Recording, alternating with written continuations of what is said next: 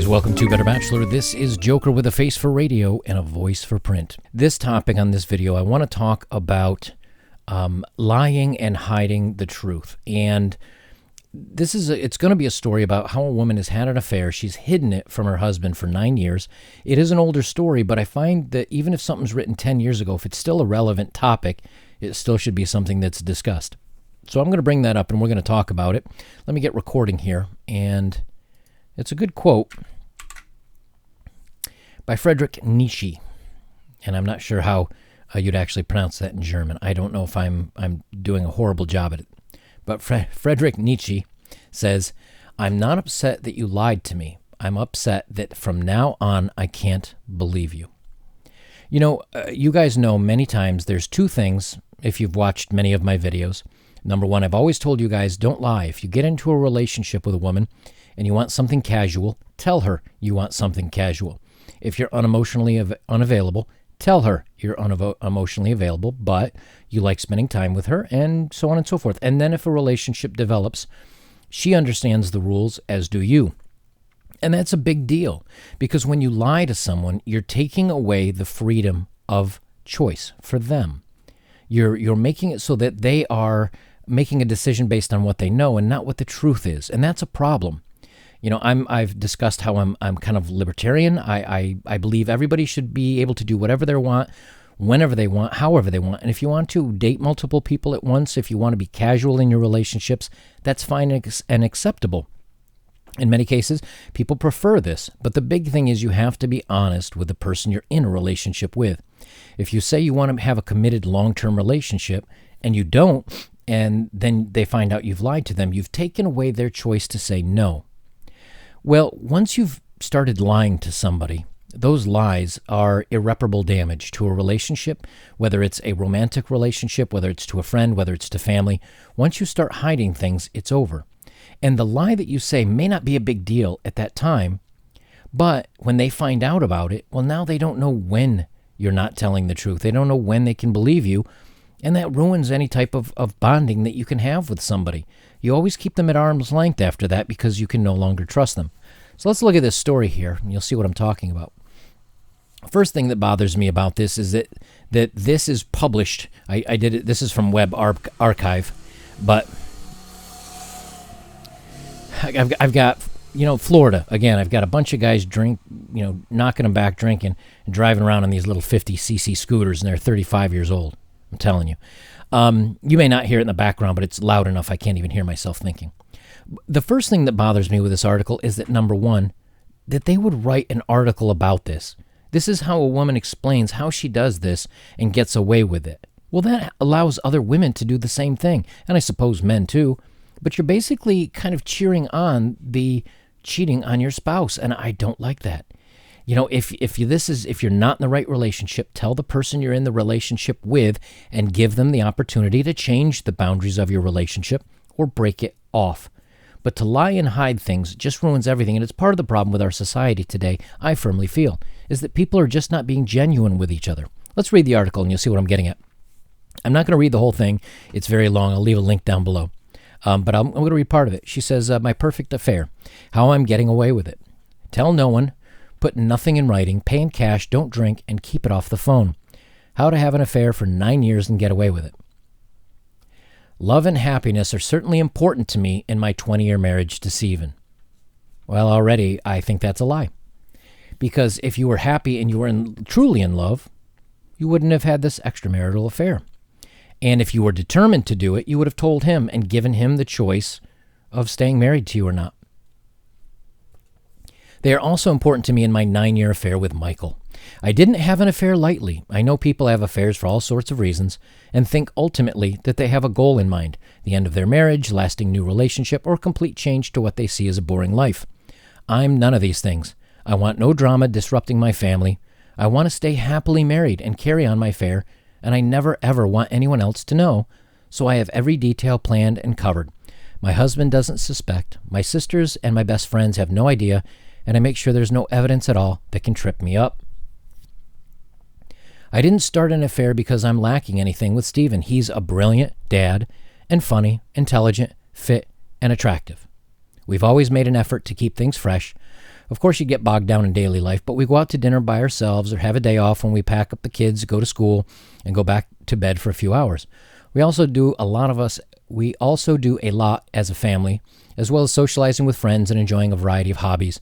So being organized is vital, and like many working mothers, I keep a meticulous diary to make sure everyone is in the right place at the right time. Now imagine you're this guy. Now, so many times when we discuss this type of topic, so many times people will say, well, she wasn't attracted to you anymore, or maybe you got out of shape, or maybe you weren't, and maybe the guy, and maybe the guy, and maybe the guy.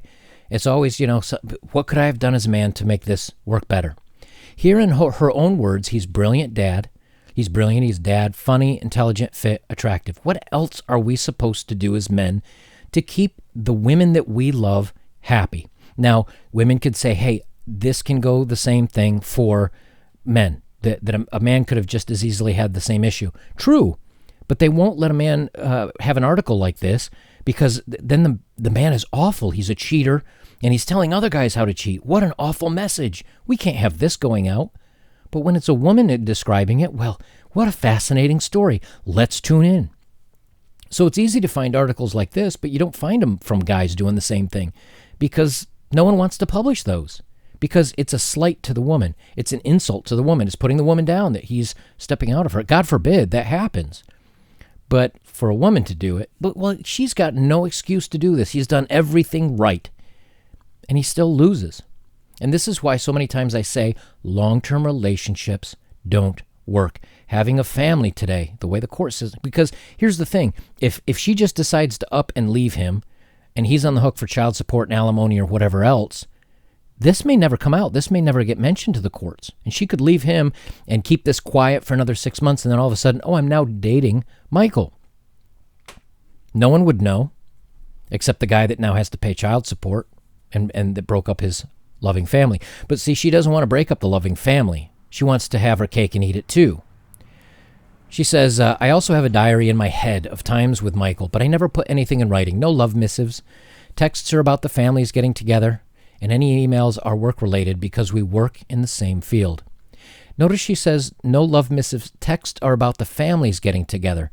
So her husband and this guy and maybe his wife, they all know each other. And they work, and she and he work together. So this is a coworker. Can you imagine being a guy with your wife going to an outing, and your wife's, what would you call it? Your wife's cheating partner is there, and they're hanging out and talking, and you're fine. Oh, what a great guy! But in the meantime, he's doing this behind your back. Stephen was friends with Michael first. Well, there we go. Having met him at school, an event when our youngest child was just starting, he couldn't believe we had met professionally and soon introduced us. He's completely different from Stephen, who is very forthright, enthusiastic, and go-getting, while Michael is dreamy and creative, but with an incisive sense of humor and very witty, so they get along well. Let me rephrase that for you. My husband and my cheating partner get along well, but they don't know. Brilliant. You are a champion, woman. I was quite shaken when I started to find Michael attractive. I'm not stupid enough to think you can go through life fancying only one person, but I'd kept any previous little crushes firmly in my head. Stephen is quite a flirt himself, and the odd little bit of jealousy never did me any harm and tended to respark my interest in my husband. This was different. For the first time since we got married, I could imagine myself having an affair, and at first it made me uncomfortable. I started plotting on how we could do it and never get found out, and almost convinced myself that it was just being academic about it. Then we all got quite drunk at a party, and Michael and I really started flirting. I thought life would go back to normal just the next day, and it did in front of Stephen and Jane. But we had a completely different relationship when we were alone. So why, again, if you're a good person, you either express this to how you're feeling to your spouse, or you find ways not to put yourself in a situation when you would be alone. Cake and eat it too. God forbid we actually make some sacrifices in a relationship to make our spouse happy. We started talking dirty. At first, it was a little edgy. Do you still fancy Stephen, Jane? Ever been unfaithful? Ever thought of it? It got more and more explicit, and I couldn't get him out of my mind. But I got a bad shock when he sent me a filthy text one night. I was sure he was drunk. It was very short, but very graphic. At that point, my conscience was almost clear, as we'd done nothing but talk, but I said, "Oh my God, Stephen, Michael just sent me a text that's meant for Jane." Stephen thought it was hilarious and texted back and said, Isn't this for Jane?" Stephen says, "Lucky her." Stephen teased him about it for ages, but the next time I was alone with him, I was furious and told him never do something like that so stupid again. He said he thought I fancied him, and I said very calmly that I did, but I wouldn't risk my marriage or kids for anyone. It took another 6 months of a discussion and planning before the affair started. So even though, it might have broken through the dam and she might have gotten found out, nope, we'll just put it on the low burner. We'll wait till later on where maybe we get a chance that we can actually make this happen again. So, hey, it is what it is. We agreed that it was to be an added extra to an already strong friendship, but organized calmly and dispassionately so no one would suspect.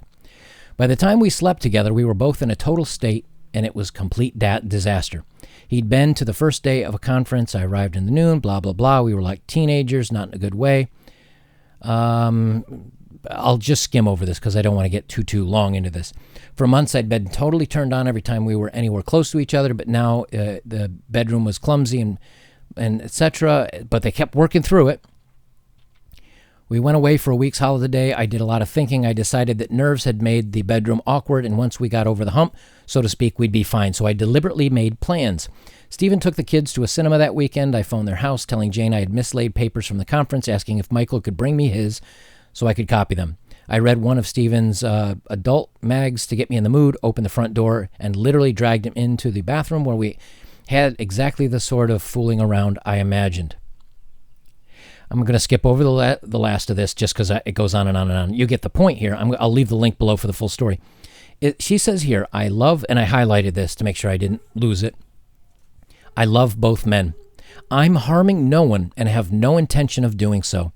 I know we're being greedy, but it's not affecting anyone else badly. If anything, it enhances my bedroom life with Stephen, and when you've got two men seeing you naked, it certainly helps keeping yourself fit. Let me slow this down and break this up. I love both men. So imagine you're her husband who has given to the family. You work. You try to be a dedicated guy. You try to support her in her needs. You try to do what's right for the family. But she also loves another man. I would think that would be kind of a devastating blow to him. But no one's harmed. I'm harming no one and have no intention of doing so. You have no intention, but what happens if he finds out? Yeah, you're really going to hurt somebody.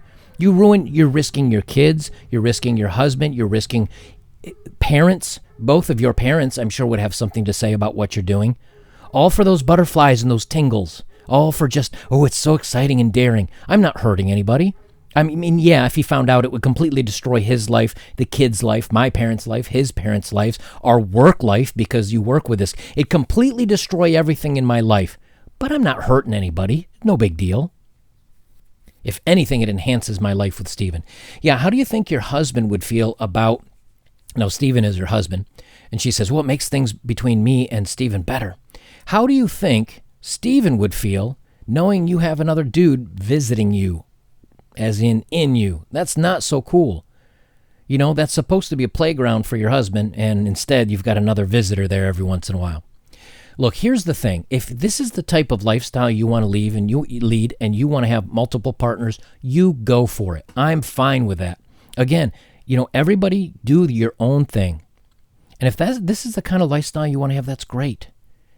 If you want to do this, you have to let your husband know you want to do this and give him the opportunity to make the choice himself. He'll either say, I'm okay with this, and then you don't have to do all the hiding and the sneaking, or he'll say, I'm not cool with this, and get a divorce. And then he can maybe find somebody that might actually be dedicated to just him.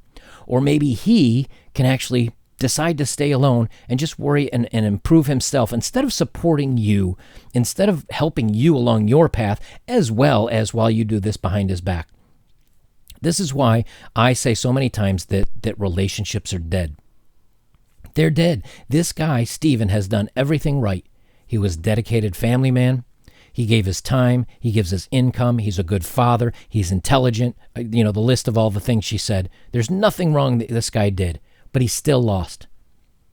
He still lost the game by nothing that he did wrong. It's just she didn't want to play by the rules. If you ever find yourself in a situation where you're tempted to lie or hide or manipulate a relationship, don't. Don't. Because then if you do and something bad happens to you, you have no leg to stand on because you've done wrong yourself.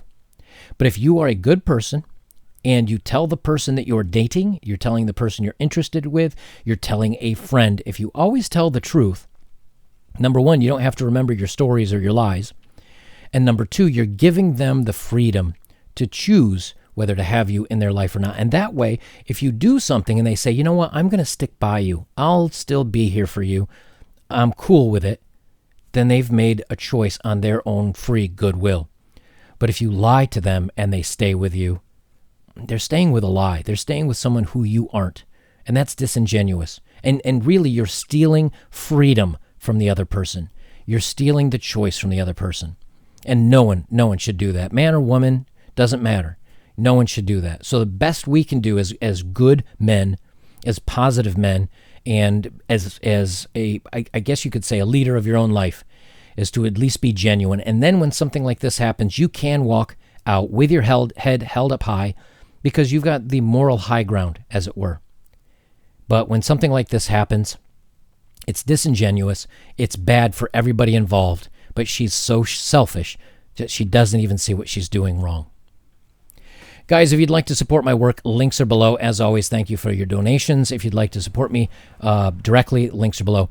But the best way you can support me is like, comment, share, and subscribe. And go check out some of my older work. None of it is time relevant.